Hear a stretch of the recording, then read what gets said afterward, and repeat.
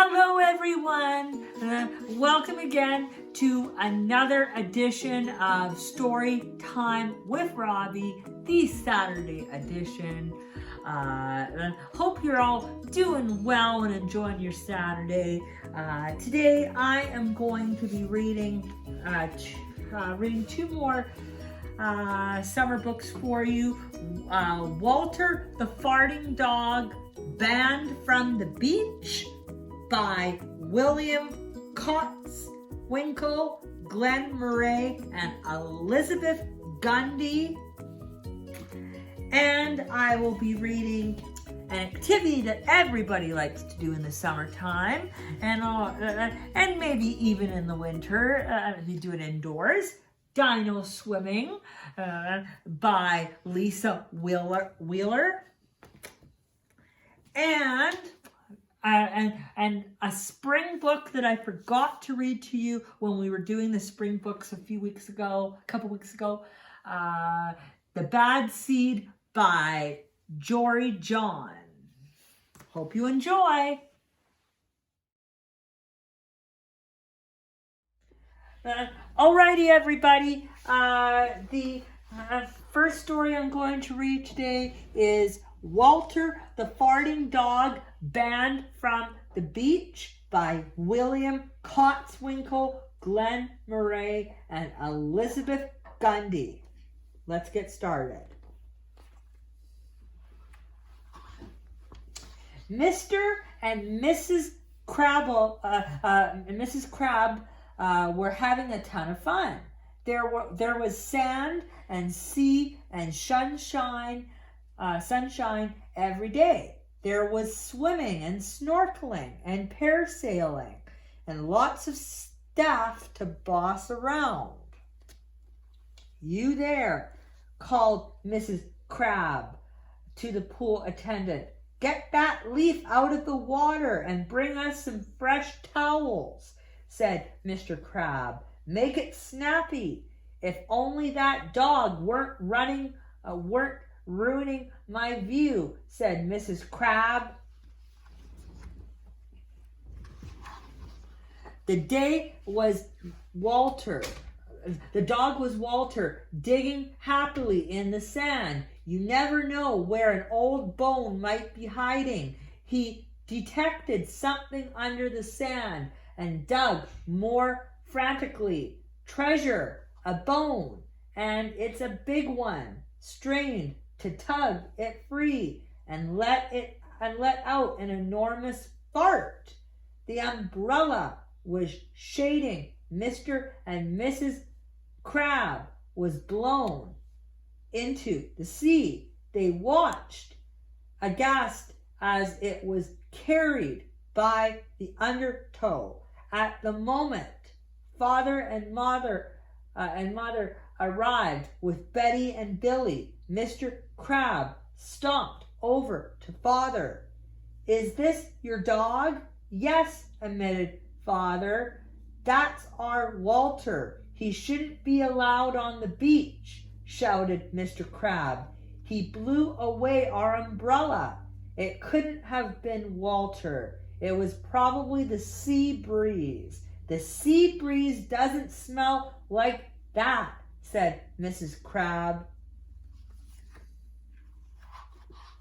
That evening, Mother said, "Wouldn't it be wonderful if we had our own little vacation home right on the beach?" "We can't afford it," said Father, who just bought himself a new set of golf clubs.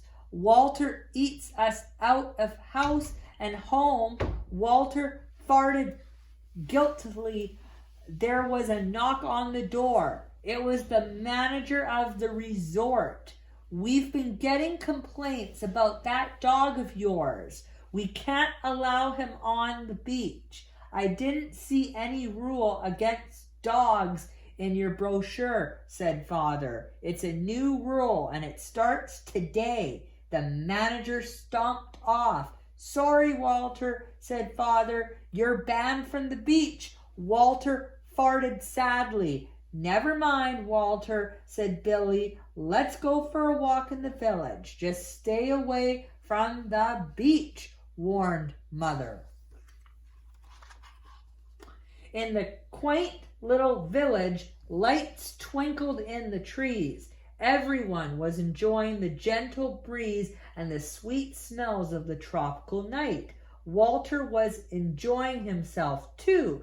Travel broadens a dog's mind, he thought, farting philosophy. The crabs were sitting nearby at a sidewalk cafe complaining about their key lime pie. Mr. Crab counted the problems on her fingers. It's not big enough. It's not green enough. It's not sweet enough. Or maybe it's too sweet, said Mrs. Crab, smacking his lips. A pelican flapped its wings at Walter, and Walter farted in alarm. The power of Walter's fart blew the meringue off Mr. Crab's pie. It landed in his face and made an awful mess. The crabs glared at Walter. That dog is ruining our vacation. Next morning, Father got a phone call from the chief of police. I've had serious complaints about your dog, said the chief. I'm afraid we can't allow him on our streets. Father hung up. Sorry, Walter, you're banned from the village. But where can Walter go now? Asked Billy. He's grounded, said Father. He stays inside.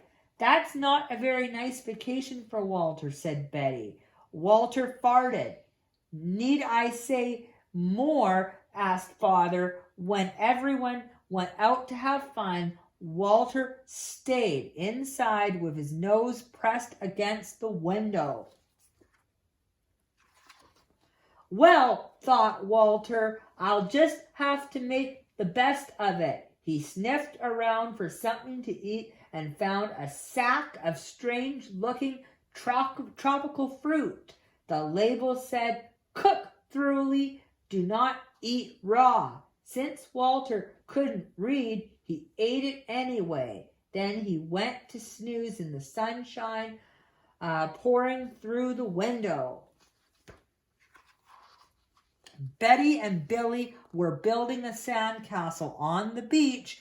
Look, said Betty, pointing out to sea. How did that island get there? It wasn't there before. It must have been underwater, said Billy. Now that the tide is out, we can get there. Let's go. They waded out through the shallow water to explore the mysterious island. This is the sort of place where you find buried treasure, said Billy, beginning to dig. Suddenly, something shiny glittered in the sunlight. I knew it, yelled Billy, holding up a nickel. We're rich, yelled Betty. Mr. Crab sat up under his new beach umbrella. Those nasty children seem to have found something. The crabs waded out to the little island. Let me help you, said Mr. Crab, pushing Billy aside. Mr. Crab found a rusty old key and waved it triumphantly.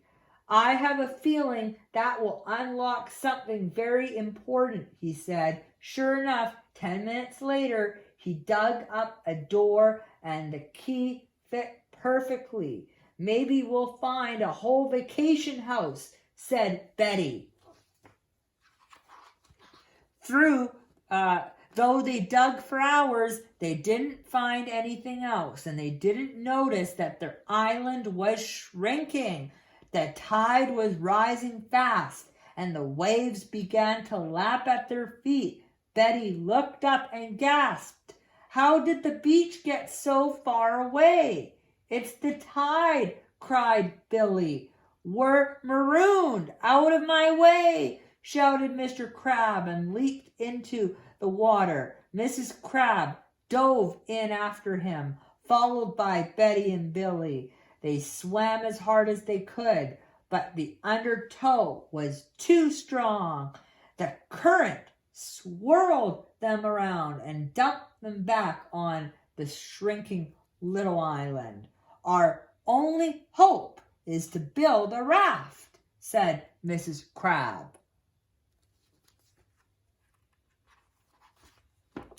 Walter woke up from his nap with a bad feeling.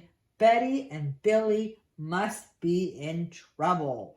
Walter's stomach was rumbling like a volcano from the tropical fruit that should have been thoroughly cooked, but he ignored it and raced to the screen door. Locked, he stepped back and charged, bursting through the screen and leaving a Walter-shaped hole in the door.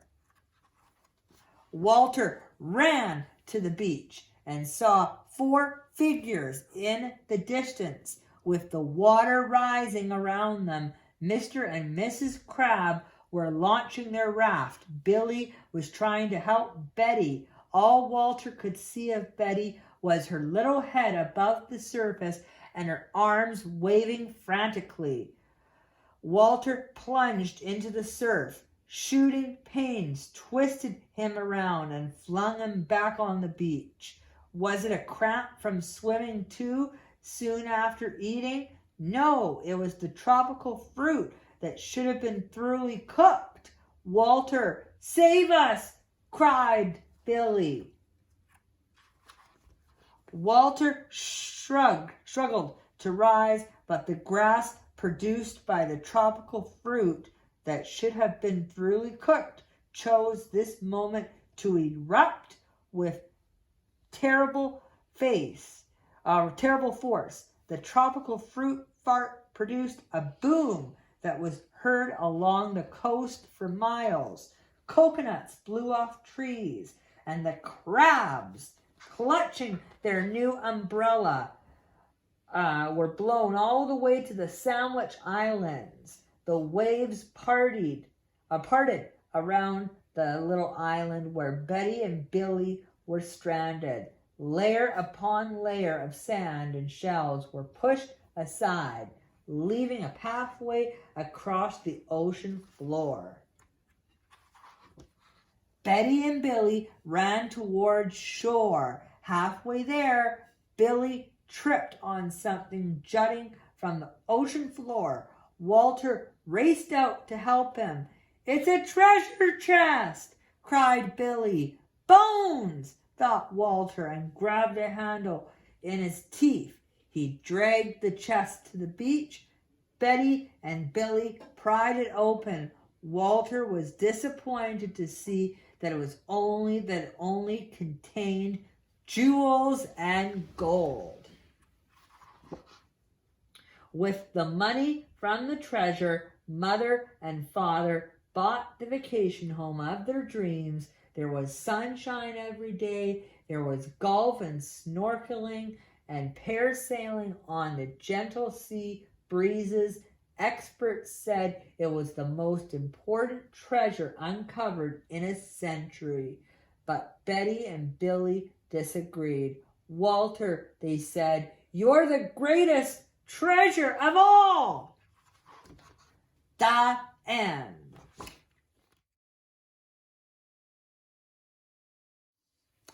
Alrighty, everybody. The second story I'm going to read today is Dino Swimming by Lisa Wheeler.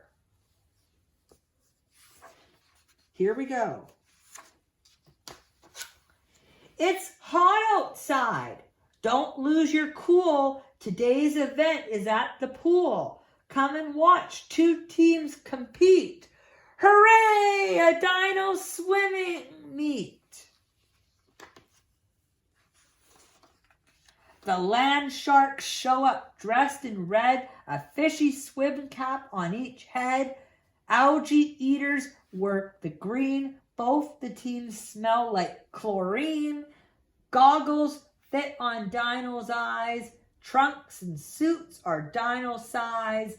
The lanes are ready. no delay. Let's get this swim meet underway. Well, start off with a medley, folks. Each racer must swim all 4 strokes. Up on the blocks, the dinos wait. The buzzer sounds. Don't hesitate. Butterfly up, backstroke back. Raptor should outswim the pack.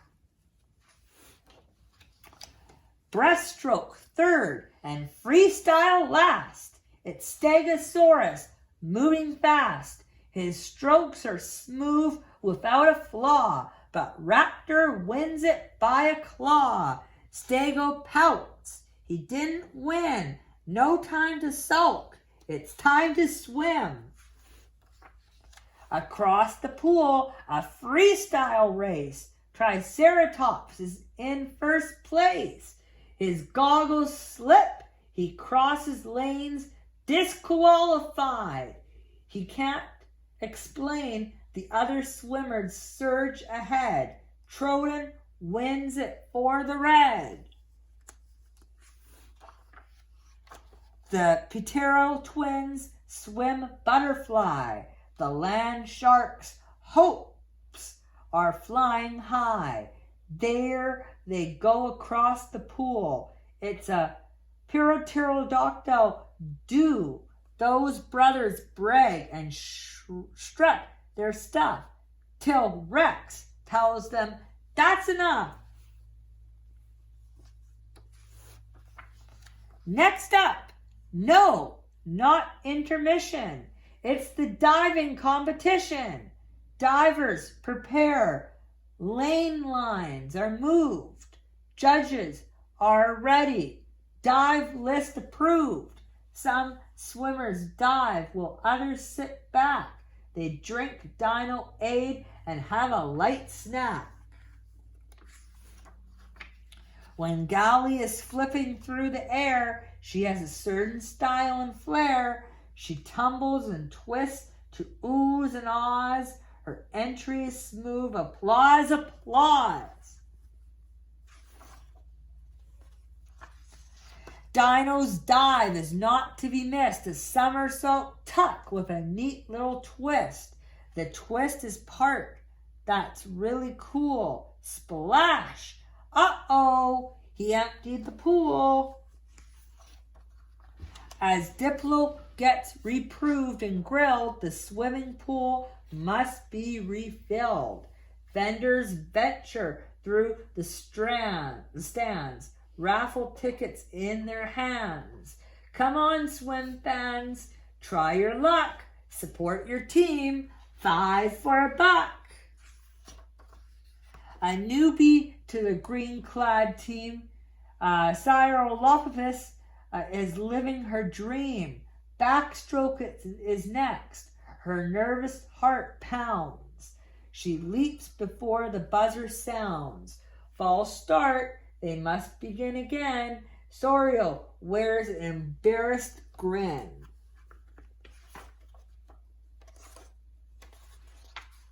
The second start has no mistakes. Sorrow's head crest cuts the waves. Her trademark is a powerful kick.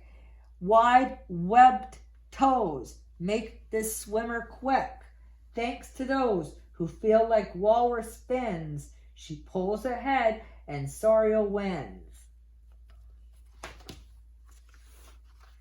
Splashing, bobbling, water, dribbling, Dino breaststroke, heads are dipping. The algae eater's hopes are heavy. And Kylo's rhythm is slow and steady. Aloe's just behind the lead. Pow! That Dino puts on speed. Allosaurus takes the heat. The land sharks dominate their meat.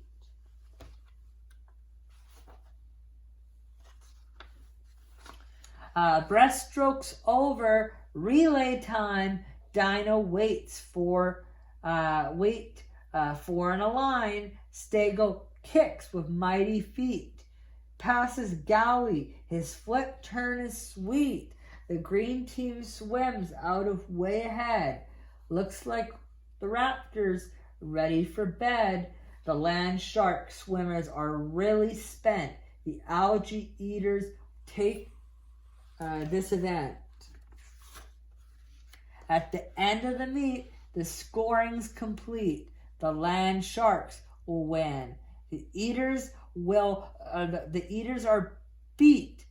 The winners high five in celebration. The teams shake hands. Congratulations. Though swimming is over, there you guys will be back.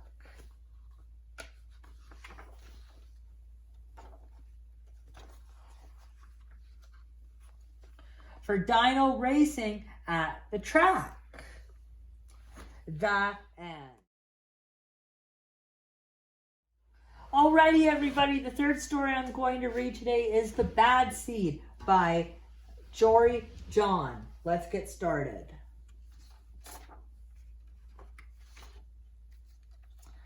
I'm a bad seed.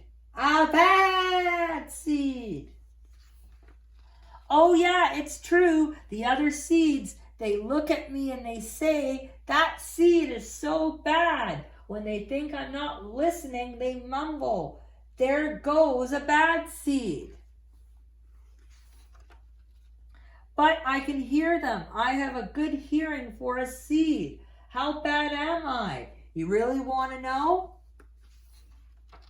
Well, cart return. I never put things back where they belong. I'm late to everything. I tell long jokes with no punchlines. I never wash my hands or my feet. I lie about pointless stuff. I cut in line every time. I stare at everybody. I glare at everybody. I finish everybody's sentences and I never listen. I do lots of other bad things too. Know why? Because I'm a bad seed. A bad seed. I just can't help it. Sure, I wasn't always this bad. I was born a humble seed on a simple sunflower in an unremarkable field. I had a big family, seeds everywhere. We found ways of having fun. We were close. But then the petals dropped and our flower dropped. It's a kind of a blur. Sunflower seeds, delicious. I remember a bag. Everything went dark. And then, a giant sunflower seeds. I thought I was a goner. I thought I was done for. I screamed and I hollered. But I was spit out at the last possible second. Patoo! I flew through the air and I landed under the bleachers with a huge thud. Thud! When I woke up, it was dark outside. A wad of gum had softened my fall. I felt okay, but something had changed in me. I had become a different seed entirely. I'd become a bad seed. A bad seed. That's right. I stopped smiling. I kept to myself. I drifted. I was friend to nobody and bad to everybody. I was lost on purpose. I lived inside a soda can. I didn't care and it suited me. Until recently, I've made a big decision. I've decided I don't want to be a bad seed anymore. I'm ready to be happy. It's hard to be good when you're so used to being bad, but I'm trying. I'm taking it one day at a time. Sure, I'll still forget to listen and I'll still show up late, and I'll still talk during movies and I'll do all kinds of other bad stuff. But I also say thank you. And I say please. And I smile. And I hold doors open for people. Not always, but sometimes. And even though I still feel bad sometimes, I always feel kind of good. It's a sort of a mix. All I can do is keep trying, keep thinking, maybe I'm not such a bad seed after all. Hey, look, there goes that bad seed. Actually, he's not all that bad anymore. I heard that. The end. Alrighty, everybody. Really hope you enjoyed the books today. Thank you so much again for joining me and for watching. Remember, as always, please comment on the video and let me know what you think of the books. I always like to hear your feedback. And this time, instead of just commenting, let me know what your favorite book was that I read today. Have a good rest of your day and your Saturday and your weekend. And I will see you here Wednesday for the Wednesday edition of Story Time with Robbie.